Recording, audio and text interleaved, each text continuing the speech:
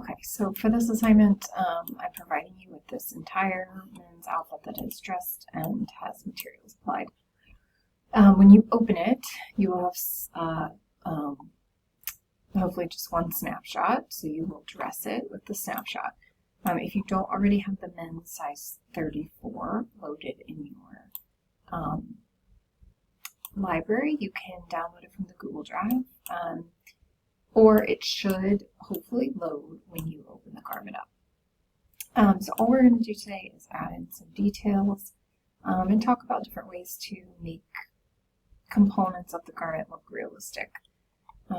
So we're going to start with the top. So the first thing I'm going to do is turn off in 3D my jacket. Okay. And you'll notice that my neck is missing binding. So I'm going to walk through first how to kind of add a fake binding and then how to add a real binding. The fake one is fake in that I'm kind of marrying an image of a binding with some edge properties to make it look like binding. And in the second one, I'll actually stitch on a binding piece. So the first thing I'm going to do is assign this binding to the edge. Now you'll notice that it has this thickness to it, and that is just a legacy thing that has been brought in because this binding was created in an earlier version. So over here under the binding seam I have a 3D thickness. I'm going to make this 0. I don't need it to have, I don't want it to stand away from the body, I just want it to kind of look like a binding. Okay. So now I have the image there. But it's still laying very flat, as if it has no seam applied. So I'm going to select the front and the back necklines, holding shift. I'm going to change these to directional seams, gives them a little bit of depth and thickness. I'm going to add a shrinkage of about, try 10% for 0.375. And I'm going to add a force multiplier of 2, also for 0.375, and I'm going to dress this, okay, and see how that looks. All right, it just gives it a little bit more structure, a little bit more substance. It also helps it just sit a little more snugly against the body, which is what would happen once you sewed the neck binding on. That is our fake binding. For our real binding, I'm going to remove these seams. So to remove seams, you can either click this little negative mark here if you want to remove all instances of this particular seam, or you can also right-click on a seam and say Remove Seam. Okay. Since I'm removing all instances, I'm just going to choose this. Now for my real binding, I'm going to create a rectangle. Okay. And I'm going to measure my neck. I'm holding shift to select front, back. I see over here it's 18.670. I'm going to remove maybe an inch and a half from that and say, let's call this 17.25. Okay. And then I'm going to make this height 0.375. I'm going to make sure that I have the same fabric applied, okay, to my binding. It's going to be a self-binding. Now I can stitch this to the edge. If I stitch this edge to the edge of my neck, then I get a binding that stands away from the neckline, right? So maybe there's a top stitch on the body and the neck binding sits out here on the neck. If I want to make it sandwiched, I'm going to need to stitch the top edge to the neck edge, and then I'm going to need to create another line 3/8 in to stitch the other edge onto the body.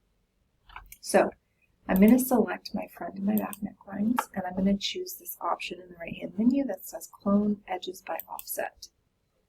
I'm going to choose minus 0.375. This works similarly to create offset in AccuMark in that If we want to go inside the body, the values are negative, and outside the bodies, the values are positive. I'm going to say extend to edges and hit apply. Okay, so now I have these internal lines here. I'm now going to stitch. So I'm going to stitch the binding to itself, and then I'm going to start at the top edge. I'm going to multi-stitch 2, and I'm just going to go front, front. I'm at the edge of the neck, back, back, done. Then I'm going to choose the bottom of the neckband, multi-stitch 2, and now I'm sewing to the internal lines. And done. Okay, and then I just want to make sure that that neck binding is on a higher layer than my t-shirt. So my t-shirt's on 0. I'm going to change this to 1, and I'm going to make the grid point 6, which is what my t-shirt was as well. That way I won't have any collision or show through errors. I'm then going to place my neck binding onto the neck in the arrange mode. And I'm just going to spin this in prepare mode until those stitches look straight-ish. Okay, and then I'm going to hit dress. Now, just like you may need to pinch and pull a little bit since you're dressing this on top of an already dressed garment. Since this binding is also going to kind of shrink up a little bit when you sew it, oftentimes what I will do is, instead of putting that shrinkage and force multiplier onto my neckline, I actually put it onto the top edge, or whichever edge of the binding is closest to the body. Okay, I'm going to change this to a directional seam. I'm going to change my shrinkage to, I'll stay with 10% for 3/8 of an inch. I'm going to do a force multiplier of 2 for 3/8 of an inch. Okay, that'll kind of give it that thickness of a binding, and the shrinkage will kind of help it sit against the neck. And then what I might do is I may want to put a single needle top stitch onto my binding. This top stitch is already being used somewhere, so I don't want to change it. Instead, I'm going to clone it. I'm going to change the material color to match my t-shirt, and I'm going to offset it about 1/8 of an inch, and I'm going to assign this to the bottom edge of my neckband. Okay. Now it's kind of hard to see because it matches, the color matches exactly. Sometimes if I can't see it, I may just lighten it up a tad so that it's a little bit more visual. Okay. So that is my real binding versus my fake binding. Either one is fine. Some brands or customers prefer one over the other, and sometimes it will depend on where it is. If there is a binding that turns into a tie or a strap, you know, cases like that, it may be best to actually add the piece. But if it's just a plain old neck binding, sometimes just adding the binding image is plenty. Okay. Okay, so that's the t-shirt.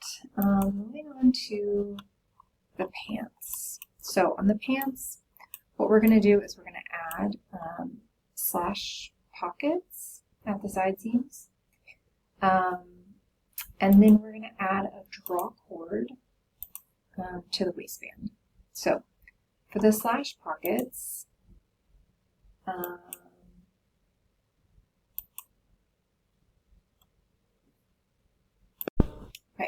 so we need to add the placements for the pocket opening, and I've given you a 1.5 inch placement at the waist and a 6.5 inch placement at the side seam. So I'm first going to insert a point. Okay, I already have some extra points in here, but I'm going to place it as close to 1.5 as possible, and I'm just going to type in 1.5 when I place that point. I'm going to go ahead and make this a notch and a corner point. Okay. I'm going to do one down here at 6.5. And I'm going to do a notch and a corner point. Okay. So I can probably delete some of these extra points. I'm now going to connect the two notches. I'm going to turn off edit points, otherwise it'll add extra points to your edge. And I'm going to just snap to this notch and snap to this notch. Okay. That's going to be our pocket opening. It's also going to be where we're going to slice our front off, but let's leave it there for now. The next thing we need to do is draw our pocket bag.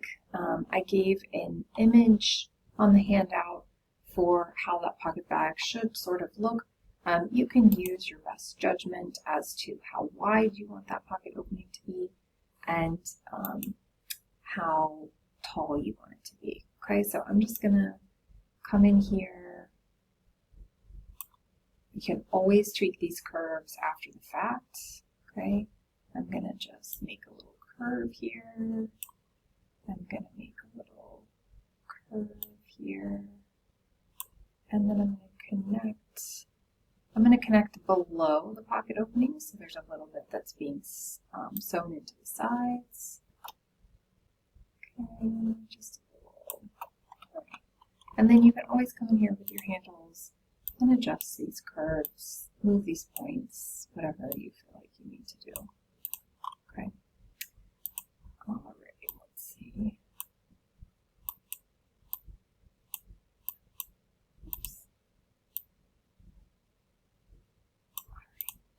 Alright, so once you're happy with your pocket bag, we essentially need a pocket bag that is going to show here, a pocket bag that's going to sew into the opening, and then we need to extract the front without this piece. Okay, so I'm going to use the extract tool under the insert tab. It's in the drop down where we also find our darts and our slash and spreads. We're going to use extract.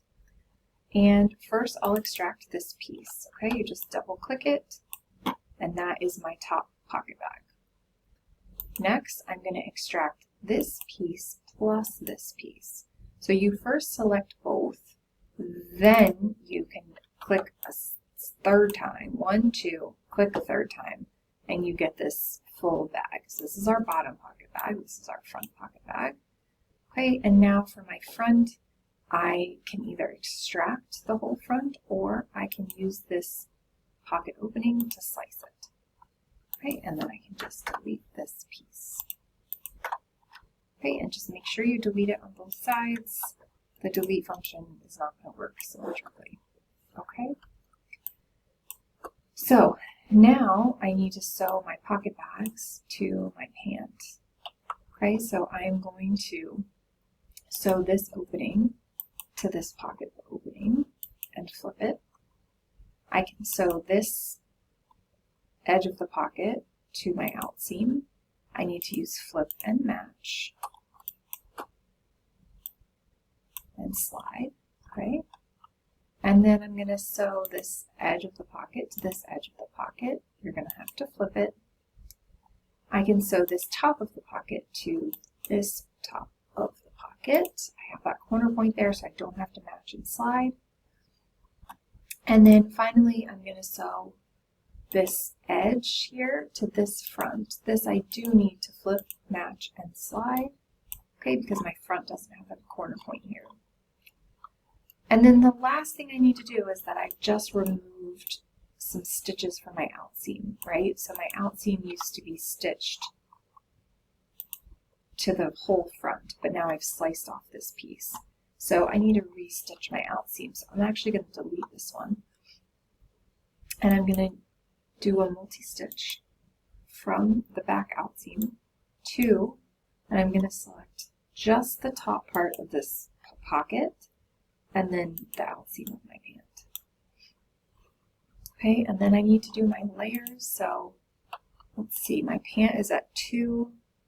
My bottom pocket bag should be 0.